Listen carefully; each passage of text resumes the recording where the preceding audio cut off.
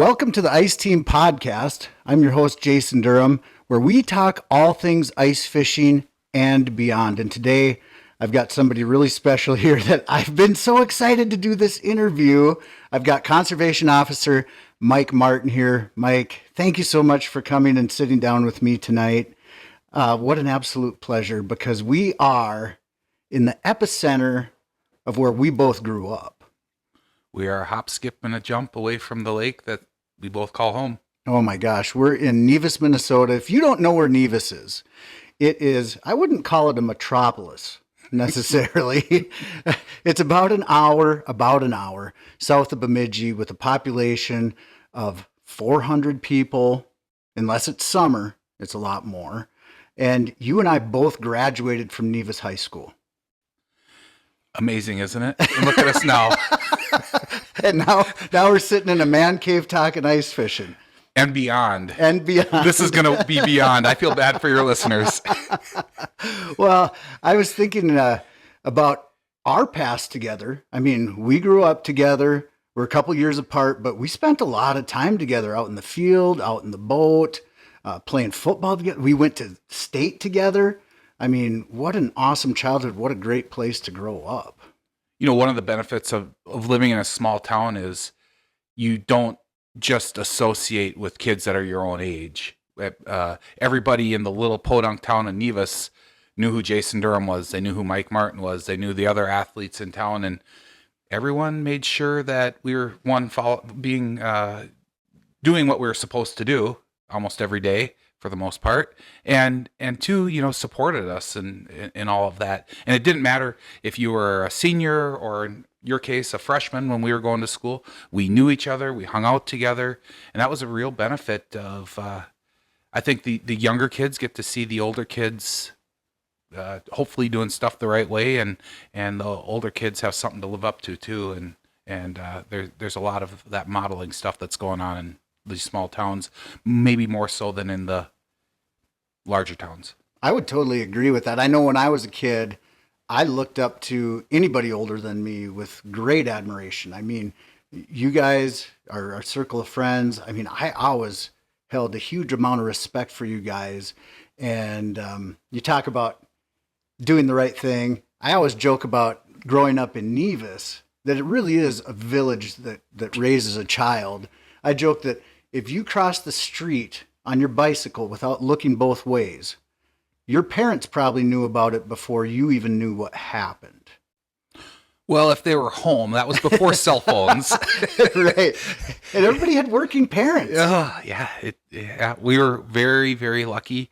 I grew up 6 miles out of town, and I don't know what age. I can't remember the first time I rode my bike into town and spent the whole day in town, and nobody was worried about me until I got home. And, it was, almost Andy Griffin, Griffith, Andy Griffith. And it still is. Yeah. It's very much like that. Well, one of the cool things about our community, too, is the fish statue. I mean, if you've ever visited Nevis, you know it's home of the world's largest tiger muskie, but really it's home of the world's largest concrete tiger muskie statue that everybody gets their pictures affectionately taken next to if you're a tourist. And it's well taken care of. For sure. It looks great, and every year I go back and marvel at, I don't know who takes care of it, but the darn thing looks awesome every year. Great. Yeah. And of course our whole kind of like marketing tagline is meet me at the muskie. Because if you're standing at the muskie, you're in the center of town. Anything that you want to do within the city is within walking distance for sure. But one of the neat things that a lot of people don't realize, okay, Nevis High School, they're the Nevis Tigers, okay? And the school colors are? Green and gold. Green and gold, right? What tiger do you know that's green and gold? Tiger muskies. He-Man's Battle Cat. That's the only one. But we used to be the Nevis Tiger Muskies. Yep. And that's why we have the muskie statue in town. But, of course, to save money, we are the Nevis Tigers. But Mike and I both graduated as Nevis Tigers. But then after school, you did some amazing things. I mean, after graduating high school, where did life take you?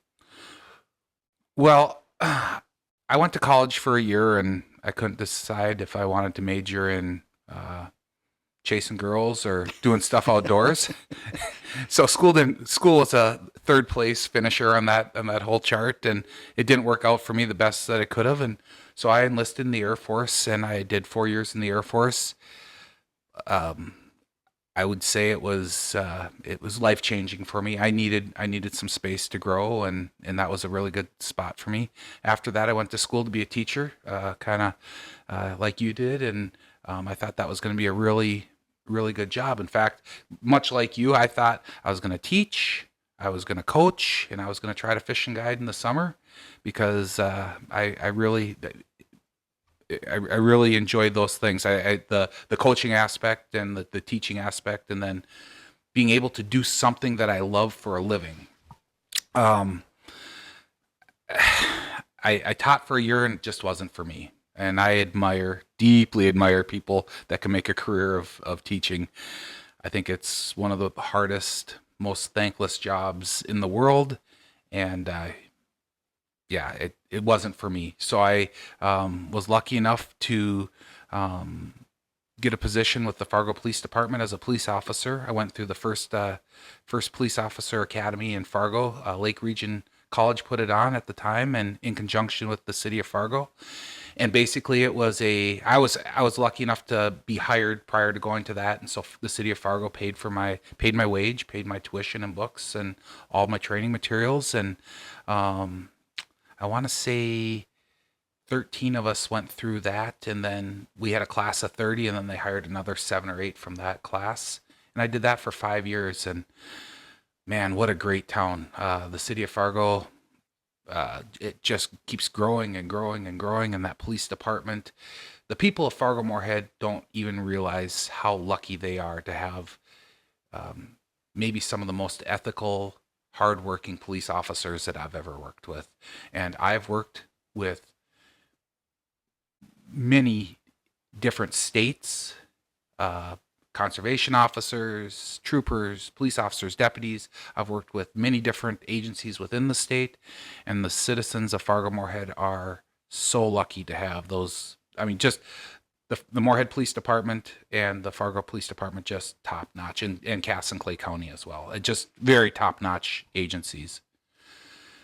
I was doing a job that I really loved, absolutely loved, and I was sitting in the office one night about 3 a.m, and it was 30 below in Fargo, North Dakota, don't you know? And I don't even remember what I was looking up, but I opened up the Minnesota DNR webpage, and there was a posting had just opened that evening at midnight or whatever. They had posted it for conservation officers, and it was like the clouds parted and the angels sang, and I was like, I should apply for that.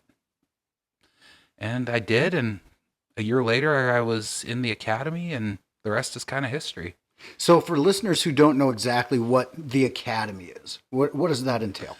Oh, so I should maybe back up just a little bit more than that even. So I work for the Department of Natural Resources in Minnesota. I'm a conservation officer. In fact, I'm a lieutenant, a district supervisor for the enforcement division of the DNR, the Minnesota DNR. And I say all of that because within the DNR, there's about 2,500 to 3,000 full-time employees. We are authorized to have 200, my division is authorized 200 peace officers, conservation officers in the state of Minnesota. We're by far one of the smallest divisions within the DNR. So then, Mike, if somebody wanted to become a conservation officer, let's say that they've worked years at a certain career, and then like you, they decide, you know what, this might be a good life change for me. How do they go about doing that? Well, that's a great question because we have 2 distinct tracks that you can take. If you are a licensed peace officer in the state of Minnesota, a trooper, a deputy, a police officer, or you have been through a skills class that would allow you to take the post exam, then we have what we call our traditional hiring. And what that entails is you take a written test, you interview, If you pass both of those and rank high enough, we will do a background investigation, and then the senior administration selects the people that they want to hire from that. Then we put you through our academy, and I'll come back to that. But if let's just say that for years and years and years you were a teacher and you wanted to be a conservation officer in the state of Minnesota, we have a program called Conservation Officer Prep. We call it CO Prep, and what we do is we take someone that has either a 2-year or a 4-year degree, and we send them down to Hennepin Tech down in the cities, and we pay for them to go to school. So we take care of the tuition and the books and all the fees and whatnot, and we pay them a salary while they're there. Oh, wow. Yeah, it's a great opportunity for people, and it's really increased our diversity, not just in the traditional sense of diversity that people think of, but just in getting mature adults who are looking for a career change and who have a strong passion for the outdoors and all that it entails.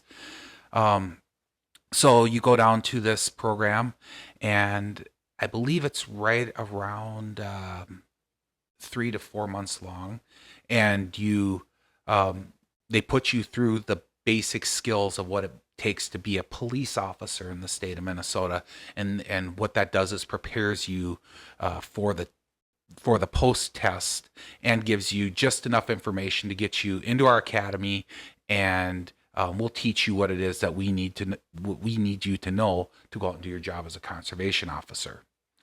So let's just say you completed both of those things, and you interviewed and you did real well, and we backgrounded you and we offered you a job. Before you were to start the academy, you'd be made a conditional job offer, and at that time they would give you an idea of what stations were available, what places throughout the state are available, and you'd rank your top, let's just say 5 to 10. And when you got your final job offer, the chief would say, we're interested in you working for us, and this is where we foresee you going as a spot. And that's your opportunity to say, well, that isn't the right fit for me, or say, that's great, I'll go there and we'll see what happens. So once you accept that final job offer, you're given a date to start the academy. The academy is 14 to 16 weeks long, and it's a Sunday evening through Friday evening in-person live-in academy at Camp Ripley in Little Falls, Minnesota. And there we teach you what it is that we want you to know to become a game warden. And you would think that a traditional police officer, or deputy, or trooper would have all the skills that's required to be a conservation officer, but we do some stuff that's a little bit outside what normal law enforcement does. Our primary mission is game and fish and outdoor recreation enforcement. That's our primary mission. So that's really what we focus on. We do stuff like, we have a snowmobile school where we teach people how to operate a snowmobile, doing law enforcement. We do 2 weeks of boat operations where we teach people who may or may not have ever operated boats how to back trailers and operate different types of watercraft. Sure.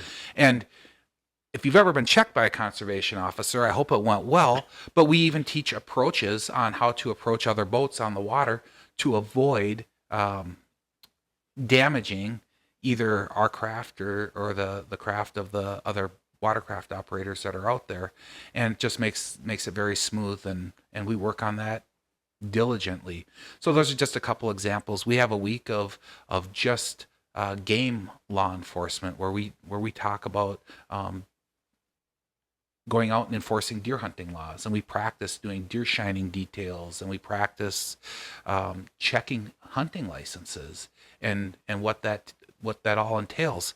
And people listening might think, well, you walk up and you say, let me see your hunting license. Sure. Well, what do you have the person do with their gun? What do you have them do with their dog?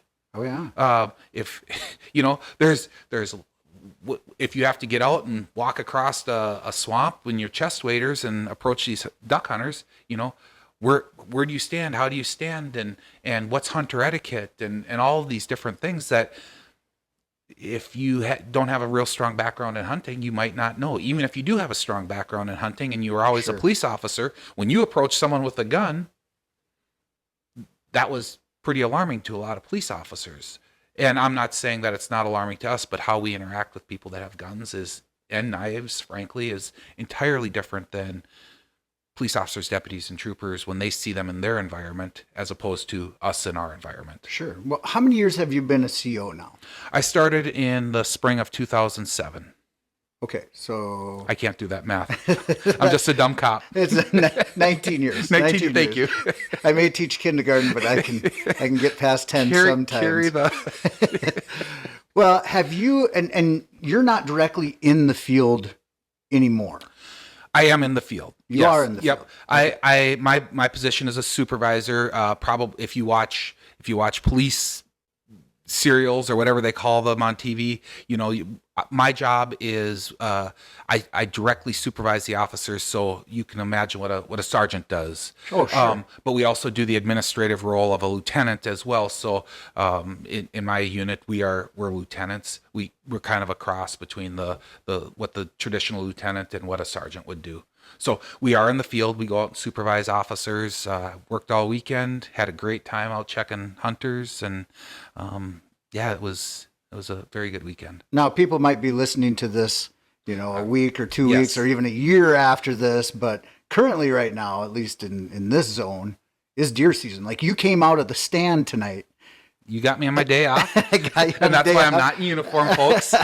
Which we talked about that. Should you show up in uniform or not? And I really wanted people to see too that you're a normal person, that you're somebody who loves the outdoors, and that uniform.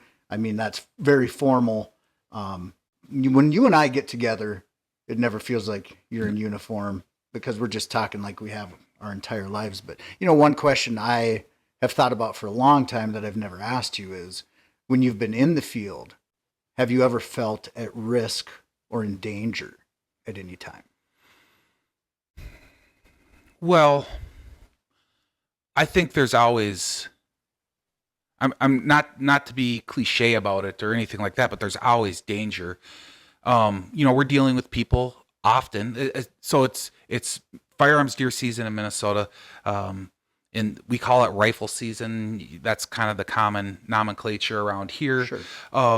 So people with high power rifles, sometimes we're taking deer from them. Sometimes we're taking cars from them. Sometimes we're taking their firearms from them.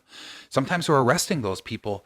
And there is a elevated stress level during any of those situations. And then now we add a high power rifle in many cases in Minnesota.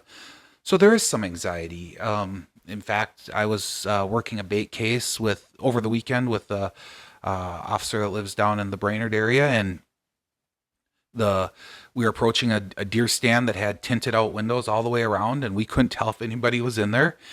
And it was a pretty substantial pile of bait, and we knew the person wasn't going to be happy, and so there was some anxiety because we didn't know which way the person was looking, if they were even in there. And so you feel in danger from time to time. People get mad at us just like you see on Cops or any of the other TV shows, and sometimes wanna fight or whatever it is. And we train our people very well, and we don't have backup like a traditional police officer does in many cases. Sometimes we're 5 miles down a minimum maintenance road and out on a ATV, and another 2-3 miles past the end of that minimum maintenance road. So your backup is a long, long way away. And one thing we really look for in our people is the ability to take a step back and just say, what's the goal here? Is the ultimate goal to arrest this person, or is the ultimate goal that I go home? And I'm not saying that someone's going to get out of not face consequences because that officer feels like it's a better choice to step back and maybe leave the area. But we want our people to go home, and we'll come back with the appropriate number of people to take care of the situation, or we'll freeze the scene and call for backup. There's lots of different options that we have as opposed to creating a situation where we put ourselves at risk or the suspect at risk, or just maybe even a bystander at risk. You know, sometimes, especially in deer camps where you have often 3, 4, 5, 6 or more people standing around, only one person's in trouble. Right. But it's family that's in trouble. Right. And family sticks up for family. And we need our officers just to go, I just need to step back and diffuse the situation a little bit. Sure. And we do a really good job at it. I'm guessing that over the years, you've had some encounters with people that have been, how would I put it? Like, you see the dumb criminal stories. Like, one thing that one of my buddies wanted me to ask you was, what's the dumbest thing you've ever had somebody try to hide? The dumbest thing I've ever had somebody try to hide. They didn't want to get busted for it, so they're trying to cover it up. Oh, that's a good question. I'm going to have to come back to that one, but I'll tell you about a dumb criminal story. One of my first years working as a conservation officer, I'm driving down the road, and in Minnesota, you can't bait deer. And that's been going on for years now, and it's a point of emphasis in Minnesota. For several reasons. First and foremost, it takes away from the fair chase. So if someone is baiting on their private property, all the other neighborhood landowners, typically that congregates the deer, and it keeps them from moving on to other pieces of property. Sure. And it takes away fair chase. So they're essentially stealing from other people's grandkids and sons and daughters and just the other landowners. Another reason recently is the CWD issue and the close nose to nose and saliva contact and stuff like that. So it's been a point of emphasis for the Division of Enforcement for quite a few years now, since before I started. So I'm driving down the road. It's the day before muzzleloader opening, and I look over and I see this path of yellow, like the yellow brick road, going down this trail. And I stop on the road and I'm looking at it with my binoculars, and it just keeps going for, 30, 40, 50 yards. So I get out and I start following, because it's just odd. I'm like, did something spill here? What's going on? It's just this trail in the woods. Here, a landowner had taken a gravity box full of corn, opened up the side a little bit, and drove out into the woods and made a big lap about 100 yards long, right around his deer stand, closed it up, and drove back up to the farm. So we see stuff like that. Two of my partners had a gentleman call a neighbor in for baiting deer. They got the directions, went out to the neighbor's property, walked in, found the person sitting on the deer stand. Didn't look quite right, but it was pretty close. Found the person sitting on the deer stand and found the bait, and took the guy's gun and his hunting privileges, and it ended up being the person that called in the neighbor that was baiting next door. So they went over and took care of business with the neighbor next door as well. But that's a 2-for-1. Yeah, and we laugh, and it's funny and it's fun, but it's we also try to do our job with grace, and we try not, and we don't make fun of people when we have to take law enforcement action on them and whatnot. And we can sit here and joke, because I know that people buy the Outdoor News specifically. Oh, absolutely, 100% for the cuffs and conservation officer reports. Yeah, the cuffs and collars. I mean, because you just see some of the stuff we deal with, and it's. I tell people that we have the best seat at the greatest show on earth, and I mean it. I love it. Yeah, I love it. And I said that about being a police officer as well, but as a conservation officer, we are generalists in the law enforcement world. We know a little bit about everything from drugs to deer baiting to domestic violence to wetlands violations. We expect our people to know a lot of stuff, and it's a great job, and we get to do a lot of neat stuff. So you're talking about how this neighbor had called in the other neighbor. Let's talk about the tip line a little bit. I mean, how important is that to the conservation officers in Minnesota? And I mean, is that a common thing where you get a tip and it comes to fruition and you're able to give somebody a citation or at least address the issue. Or when you call in a tip, a lot of times that kind of go by the wayside, and your most, what would I say, the way that you encounter infractions more often is just simply checking hunters and anglers and ATVers, whatever, in the field. We encounter most of our enforcement activity by just being out in the field. The tip line provides us very valuable information on some of our best poaching cases.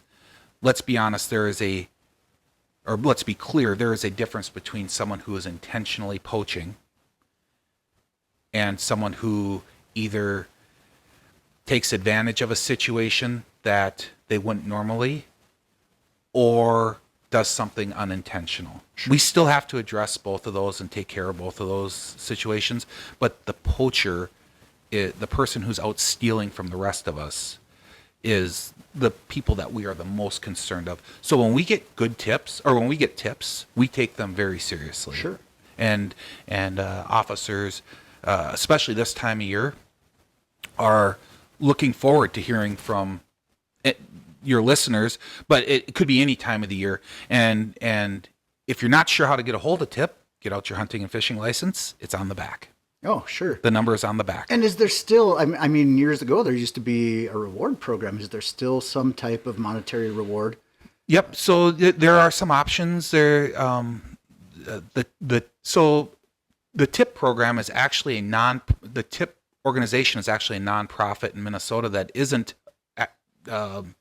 affiliated with the DNR.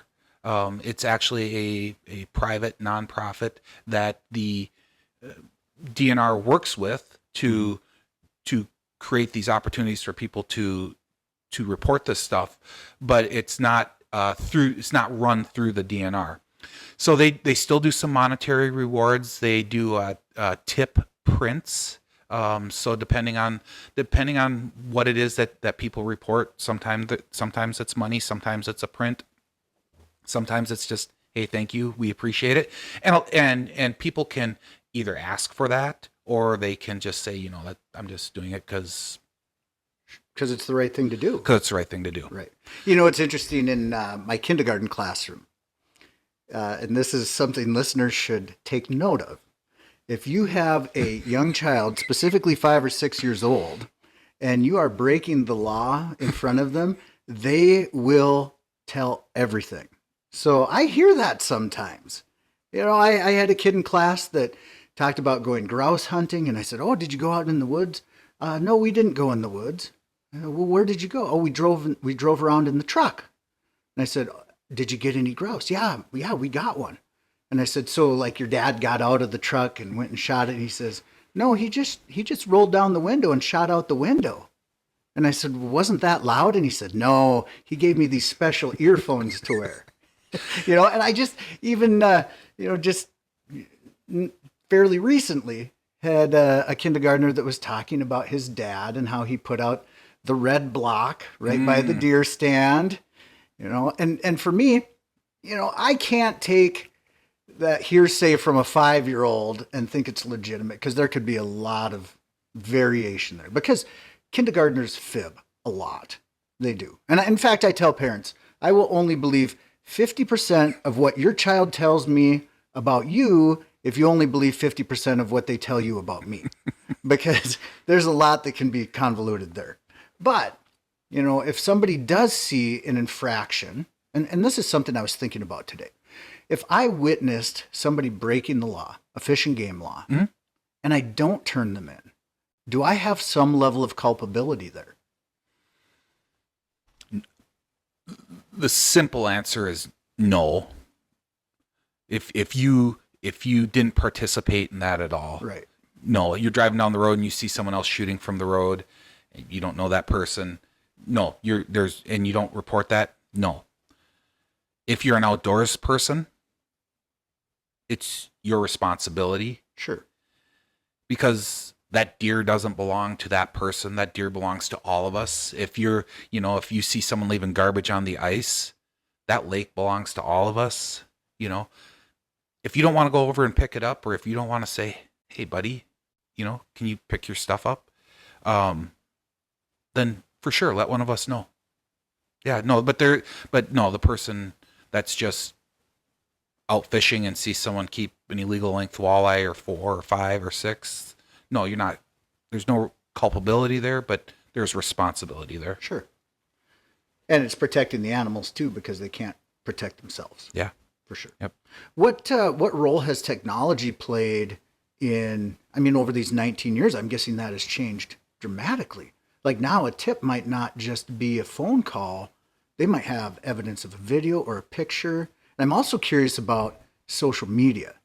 Like, does anybody ever post a picture on social media that gets them in trouble with a conservation officer?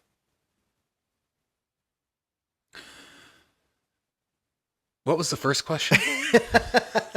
The first part. Sorry, I just went down this road and I was cooking on it. It was all coming to fruition in my head. So the first question was about technology and how that has changed and contributed to really your job. Yeah. So that is we were still using flip phones when I first started, right? And getting videos from people could take videos, but remember they were jerky and the horrible resolution.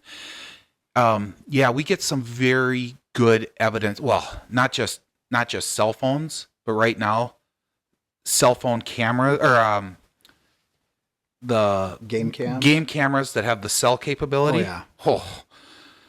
If you're out poaching on private property, they're going to get you. So somebody's going to get you and post a picture of it. I mean, Chad Sackett, one of our neighbors, he has pictures out right now looking for the guy poaching on his property, and I'm guessing somebody's going to know who that fella is in Nevis, the big city the big city. So that the technology is instantaneous. And a story about that is,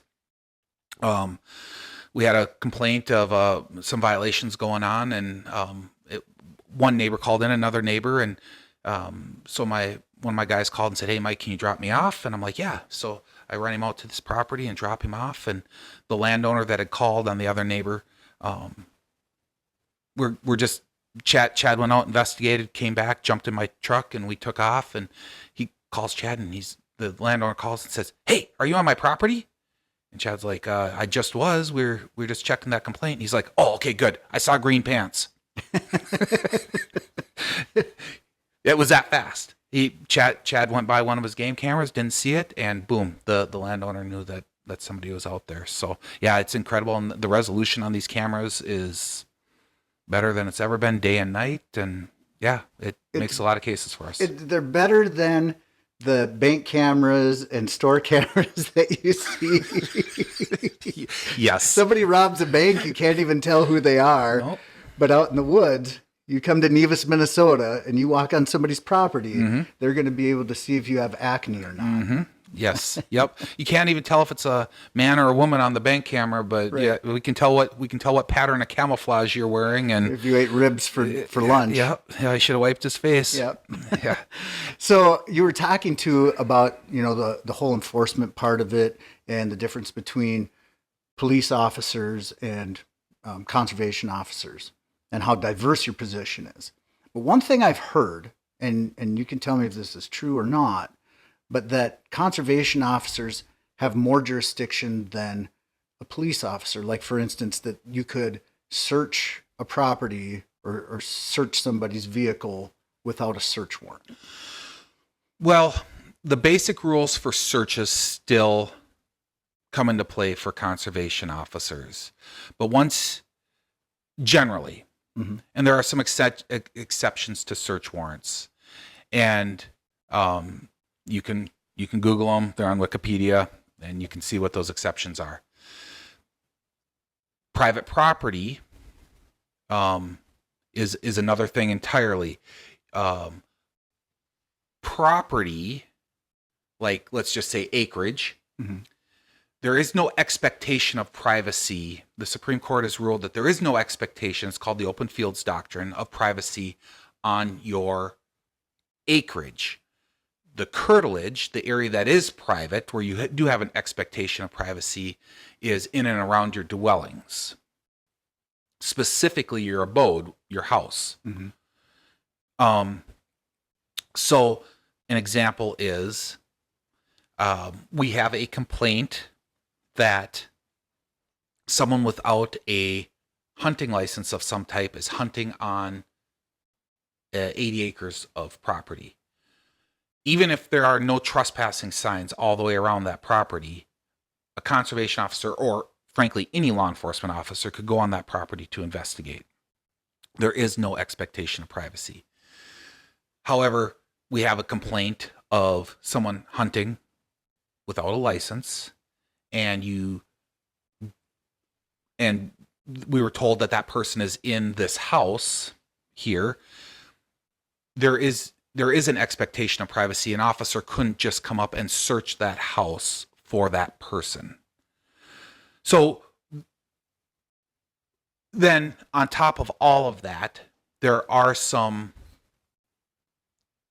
regulatory checks that conservation officers can do if you're participating in outdoor recreation, specifically hunting or fishing, that a normal police officer, we can compel you to show us your game. Sure.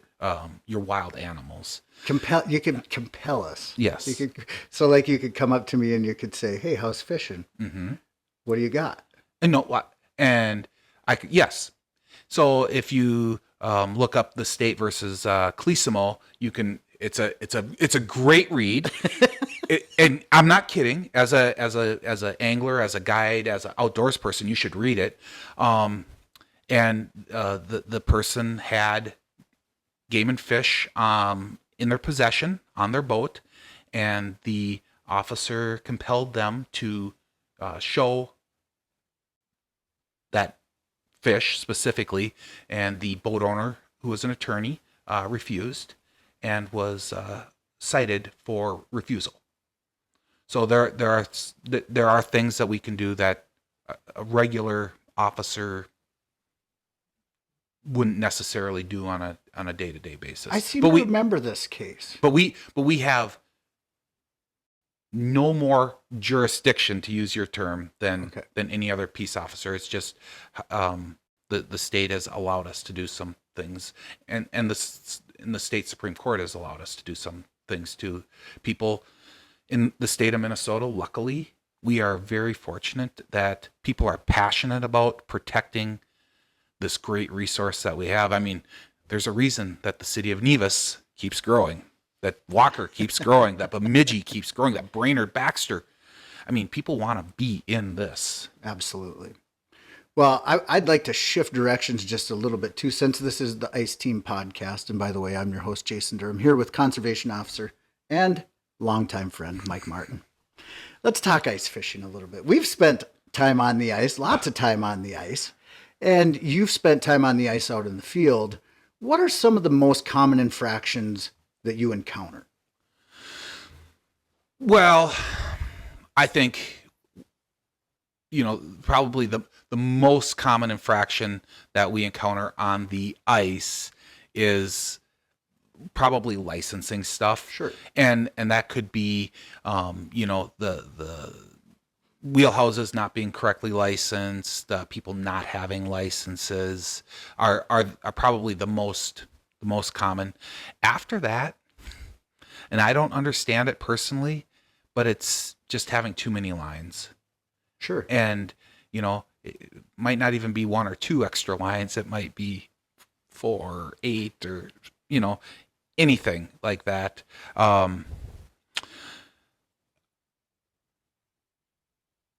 The other thing on the ice is, again, back to licensing, is the recreational vehicle that's being used. Oh, sure. Snowmobile, ATV. Has some issues, and that falls within our purview as well. And so that's probably the licensing things in those 3 kind of areas are probably the biggest part. And why are licenses important?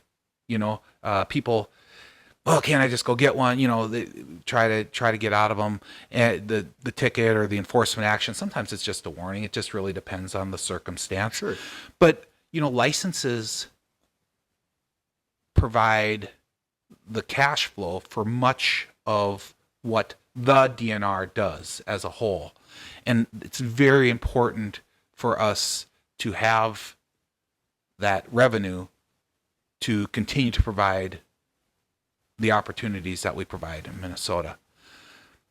Even I would argue in the last 20 years, and not as a DNR employee at all, but as an outdoors person, in the last 20 years, think about the number of record muskies that we've had caught in Minnesota. Right. Think about this. Sturgeon fishing in Minnesota. For sure. I don't know if you've heard of this thing in Minnesota, but this opportunity, and I don't even know how much of a hand you're smiling because you know what I'm going to say in this, but eel pout fishing in Minnesota. The amount of big fish that we've had caught and released, and the opportunities that we've had, the special sunfish regulations, lakes, the opportunity to catch big fish in Minnesota in my lifetime, I don't remember a better time. I would agree with you. I know people talk about Right. bigger crappies, bigger sunfish, bigger perch. Growing up fishing leech and Winnie, I remember more perch. I don't remember bigger perch. Mm-hmm. Growing up fishing sunfish in this area, I remember more fish. I don't remember bigger fish. The opportunity for big fish in Minnesota right now, and a lot of it has to do with the revenue dollars and the opportunities that the DNR can provide. I would say that in conjunction with probably a higher awareness from anglers, you know, that know that they should put those big fish back. Yes. You know, I had somebody this summer that wanted to keep these giant bluegills, and it was really difficult to talk them out of that. It was really, really hard to do. But I think especially anglers that are coming up in today's age, that's just like protocol. Yeah. That's just what you do. So getting back to the license, as you were talking about, a lot of anglers have infractions of maybe not having their license along with them. And I've thought this for a long time. Why do we still have the paper license? We've got technology. We've got the cell phones. Mm-hmm. You know, why can't you just pull out your phone and go, oh, there's your name. Okay, I saw your driver's license. It says that you have a fishing license. Why can't we do that? Yeah. Believe it or not, so I work in central Minnesota. There are spots that we don't have cell coverage. Sure. And that's really, so you're up in the boundary waters? Right. You know, exactly. You might as well have a brick in your hand. And that kind of a cavalier response, but in a lot of cases, you can purchase your license online and put it on your cell phone. Sure. So that's what I recommend people do. Purchase your license, put it on your cell phone, and you know, who's going to be without their cell phone? Then you can just show us. Could you buy the hard copy and just take a picture of it? Ooh, you know, that's a black and white question, a very black and white question with a gray answer. I think under the letter of the law, no.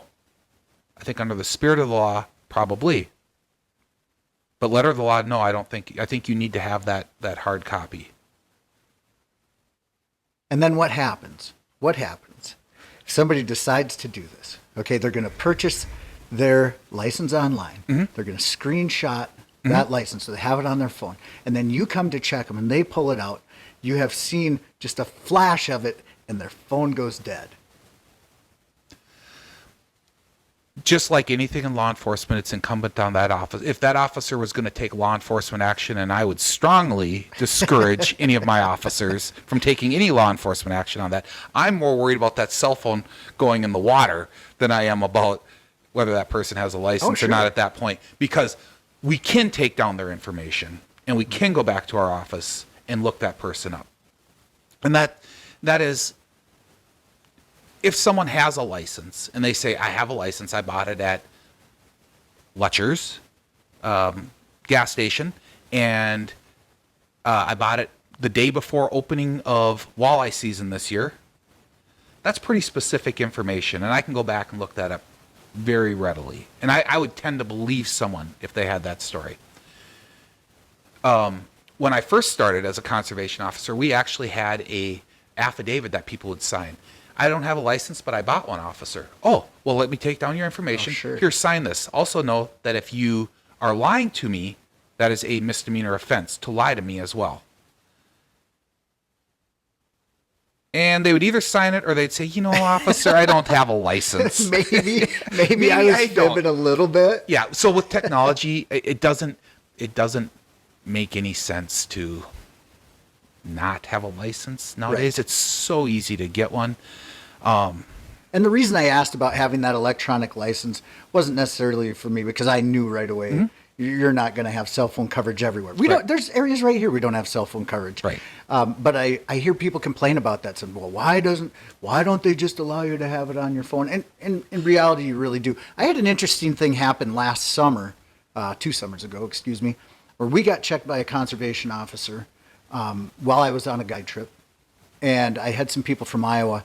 They asked to see the licenses, and the guy says, I have a picture of it on my phone. Is that okay? And the CO said, absolutely. So he hands his phone over, and the conservation officer says, are you Tricia? And he says, no, that's my wife. And he says, well, that's whose license you have. And so he had actually taken a picture of the wrong, because they got a husband-wife license. He took a picture, a screenshot of the wrong one. And the officer was good about it. Yeah. He gave him a chance to, look him up and everything, and everything was cool. But we try to give people grace. I mean, really, we do. As a police officer, my personal limit was 15 over. If you're going 15 over, you're getting a ticket. Mm-hmm. In game and fish, there's a lot more. This is recreation. It's supposed to be fun. But we still need to follow the rules, but this is supposed to be fun. So we try to be forgiving of people to the extent of when they might have everything they need, but they might not have it with them, or they might have the wrong part of it, or whatever it is. We really try to delve into it and just figure it out, help them figure it out, figure it out with them. Right. We're not looking to hurt people for the most part. If you're poaching, that's entirely different. Sure. But if you're trying to do the right thing, for the most part, we can tell that. Sure. And we really try to teach our people to go that way when possible, to give people the benefit of the doubt. Years ago, I interviewed a longtime conservation officer from our area, Mike Lawrence, and after he had retired. And the one thing Mike said that really stuck with me is far more people have talked themselves into a ticket than have ever talked themselves out of a ticket. Do you see people, get upset and kind of go down that road where I was going to give you leniency, I was going to help you out, but you're going the wrong route? No. Can it happen? Yes. But I think people, to me, that's almost a vindictive officer. Sure. That would allow someone to push their buttons enough that I was going to give you a warning, but now you're getting a ticket. Does it happen? Have I done it? Yes. But it has to be pretty egregious. Sure. But not, in my estimation,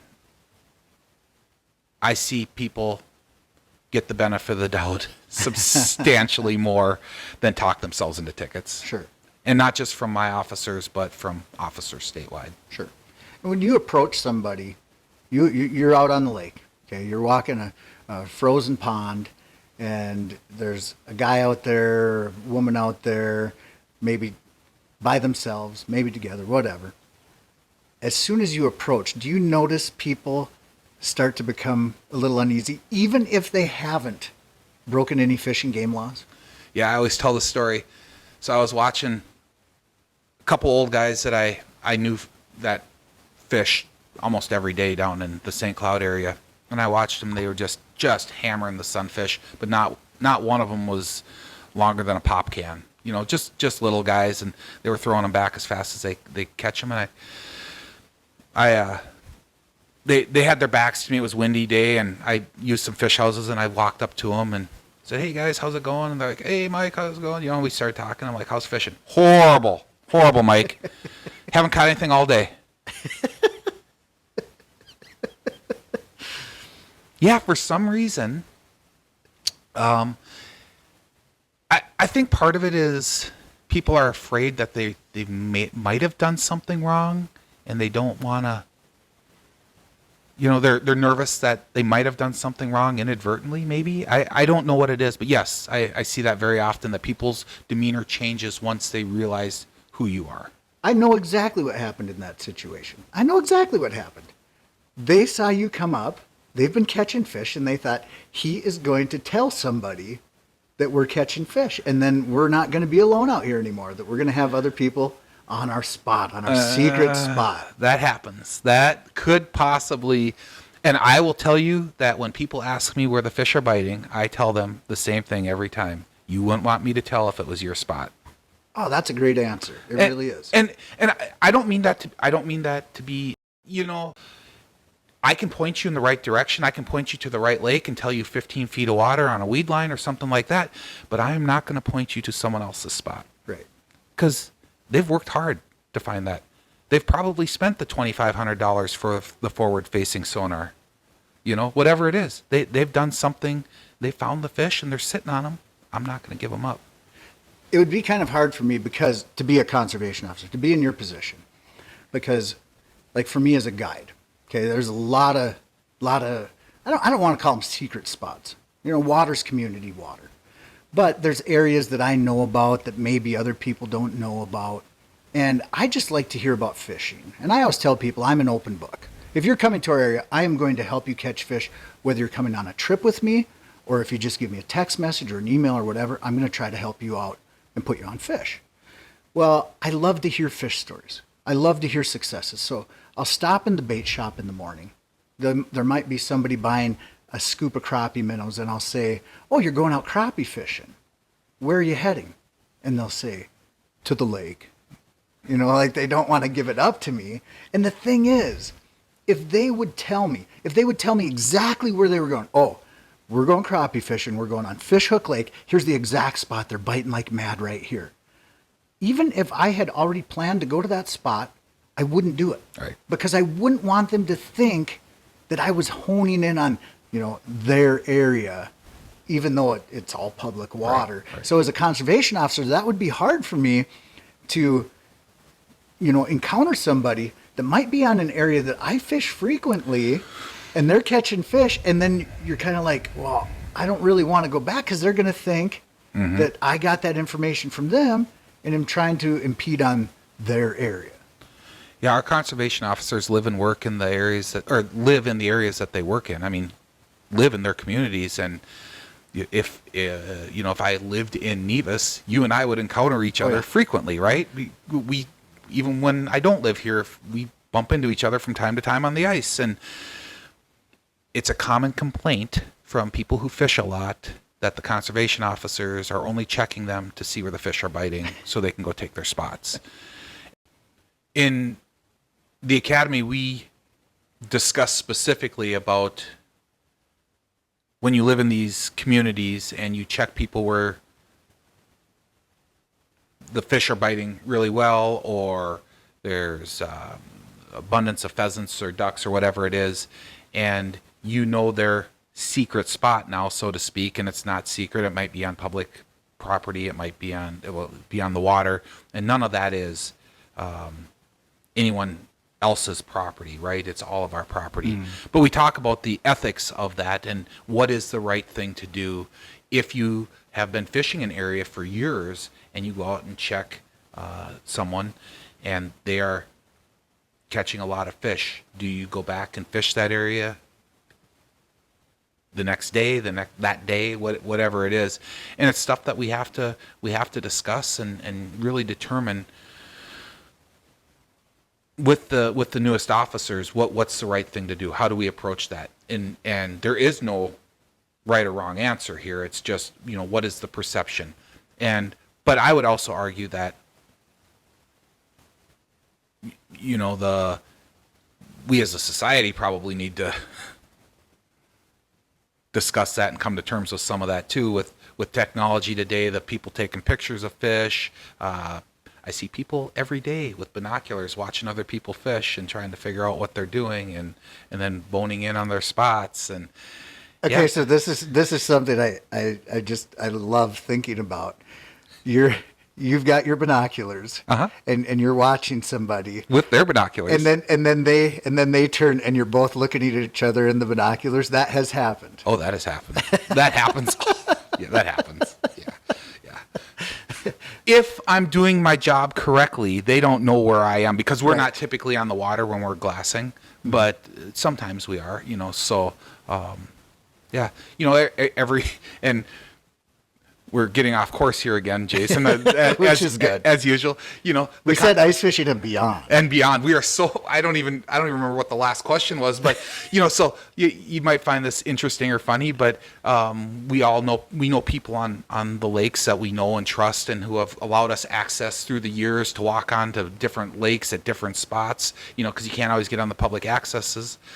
Well, so do the conservation officers.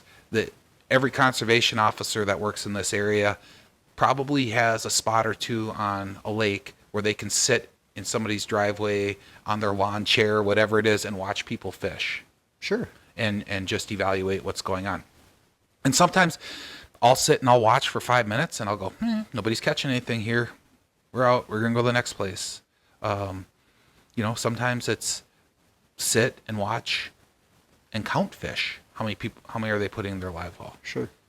So yeah, it just really depends. So there are allies on the lakes that either watch people for us, or let us sit in their yards or on their docks or whatever it is. And yeah, it's an interesting part of the job, finding the allies on the lake, or in a certain spot. Well, since we've talked about technology a bit, I mean, one of the things that's available on a phone now that makes it easier for ice anglers is having an app like Onyx Hunt, where you can see property owners. You might ask for permission to get in on a lake, but you can also see where there's public land. You can see where there's trails.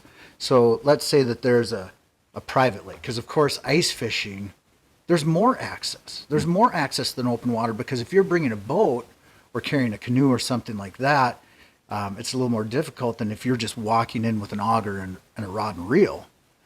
But do you see some of those instances where, or has it increased now that people can look on their phone and see, okay, this is the way that I get to this lake, and from the center line of the road, the water's only this far, and I should just be able to jump out of my truck onto the lake. And then you've got a landowner that owns property on the lake, and they're upset. Have you seen an increase in those types of situations? Or is that something that's just eternal, that it's going to happen? Yeah, I think, and let's be clear. For the most part in Minnesota, unless it's a man-made body of water, there is no such thing as a private lake. Oh. If it's on the public waters inventory, it is public water. That means you can, while you're on that water, you can do whatever is legally allowed on that water. Now, how you access that water is different. You can't. People, I know what you're saying when you say private lake. Maybe someone or a group of people own all the land around that lake, and there is no public access to that lake.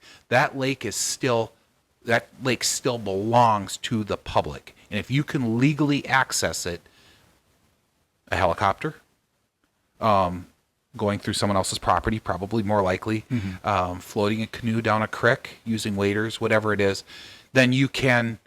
That is not private water. That is public water. So I don't think it's increased. I think it's just. In fact, I would argue that in some instances, it's Onyx specifically, that type of app has relieved some tensions, because you can say, well, I understand where where you're going with this, but this is what it shows here. These are typically pretty accurate. And you can see the property owners on there. You You can actually contact Right, them right, and get permission to access. right. So my next question for you, Mike, is are you willing to go in half-seas on a helicopter? Oh my gosh. Yes, Just think but about I, these lakes around here. but I am not letting you on. operate it. Are you kidding me? I see how you treat that ice fishing truck. True. This is true. And they say that you got to take care of those things. I don't know. Wouldn't that be incredible? Oh, It would be. It would be. Because there's lakes that you and I have talked about since we were kids. Like, could you imagine getting into that lake? Like, nobody fishes it. just to go test it, just to Just see to what. go see. Not even to keep anything. No. Just to look at the fish and hold them and let them go. Yeah, I think there's definitely a lot more ice anglers that take that approach now. Oh. Really, they just want to see the fish, look at it, take a picture, let it go. I talked to a guy last year out ice fishing, wearing rubber gloves. I'm like, oh yeah, I've been seeing a lot of people wearing rubber gloves like that. They say it keeps your hands warm. I haven't found that. My hands seem just as cold. But he's like, yeah, I can't touch fish. I'm allergic to them. I can't even eat them. Yep. But I love fishing. Yep. You know, you think of the kill mentality from the 70s and 80s, where the only reason you fished was to keep fish to eat, right? Right. And the bigger the walleye, the better. Yeah. And because you're going to eat it, but yeah, that isn't. Yeah, I think the tide has turned. Catch and release is definitely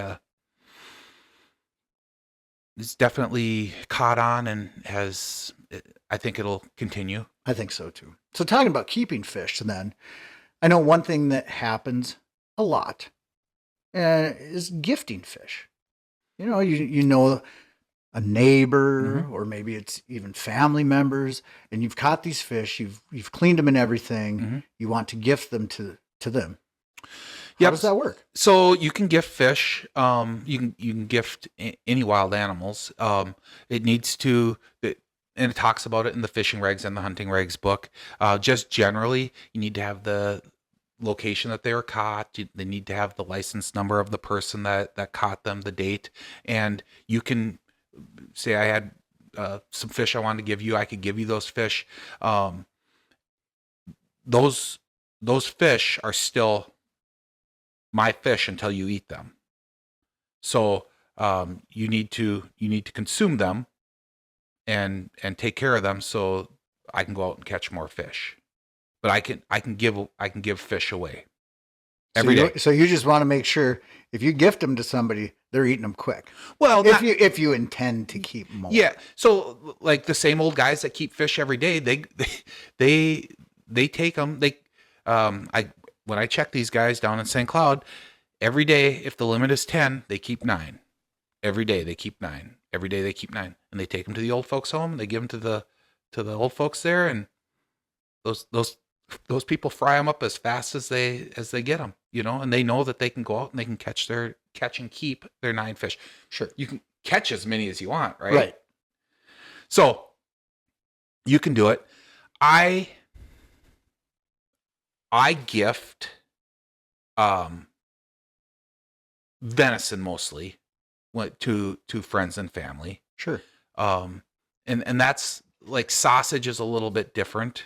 But still, what I recommend people do is protect themselves.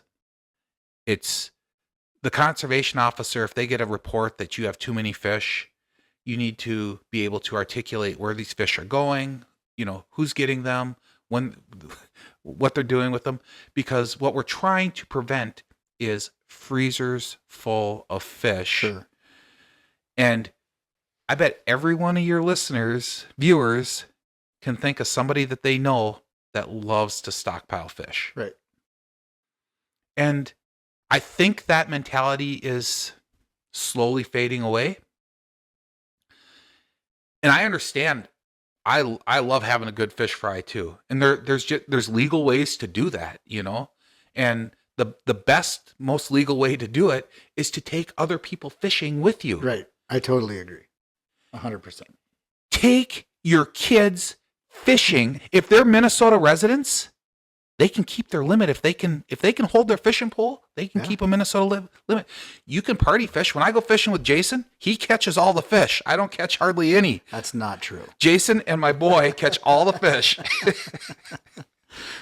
Yeah. So talking about that party fishing, then let's say that you and I are fishing together, and let's even make it a little more complicated because we have a few lakes in our area. Do we need to? Yeah.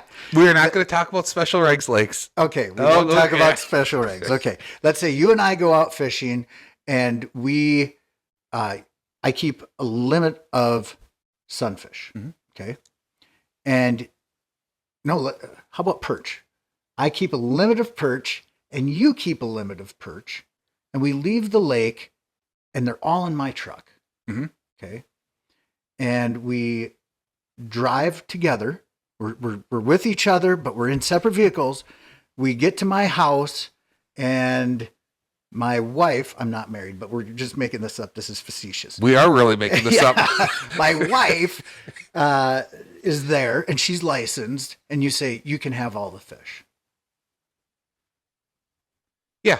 That would work. That would work. Now, let's say that we're driving together. We've left the lake. We both have a limited perch. They're all in my truck. You make a little swing into the restaurant to get a burger and everything. And now I get pulled over with double my limit. Happens often. Yeah. Did you protect yourself somehow? No, you gave me that advice, and I didn't do it in this facetious story. I don't understand why. I get it. It's convenient, right? Right. I get it. Protect yourselves, folks. You know the signs? Those special regs lakes? What color are those signs? Well, they should be even brighter green in my But they mind. are bright green. Yeah. So, Jason, I'll just tell a story to your folks here. So, Jason meets me and my boy last spring for fishing on one of the local lakes as special regs, and I had not intended to keep a limit of fish. And I told my son that he could keep 10 fish because that was what the special reg was, and he could keep the 10 fish. And lo and behold, the special reg had changed from 10 fish to 5 fish. 5. Yeah. And so luckily, we were fishing together, Cal and I, and he kept my limit and his limit because I had already told him he could keep 10 fish. But so my whole point of that story is, folks, please check the bright green signs at public accesses. You need to protect yourself. Those signs say something important, and we need you to take a look at them to protect, in this case, the size of the fish that we're catching. It's really helped. I mean, 3 years? You can already see the difference. Oh yeah, for sure. And just reminding them that ignorance. Ignorance. Why would you point at me when you say that? Ignorance is not an excuse, right? Right. Yeah. No, we gotta protect ourselves here. For sure. Before we go, Mike, and I really appreciate you being here with me tonight. This has been just an absolute treat. Like it always is, spending time with you. You know you're going to be canceled after this. Yeah, right? probably. But what I want to know, being a conservation officer, obviously some great things about the job. You get to be outside. You get to work with people. You work in wildlife. What are some of the negatives of it? Well, I think you know the answer to this because some families do Christmas or Thanksgiving. You know, my family does deer season. Right. I love what I do so much that I was willing to give up deer hunting for the most part, the family portion of deer hunting for the next, for 25 years to protect what I think is important. Not being able to be with my siblings and my parents and my nieces and nephews and my own kids on opening weekend of deer season is hard. Mm-hmm. But I will say it's got easier in the last 10 years with, cell phones and, FaceTiming and, we can all celebrate together. So that's probably one of the hardest things.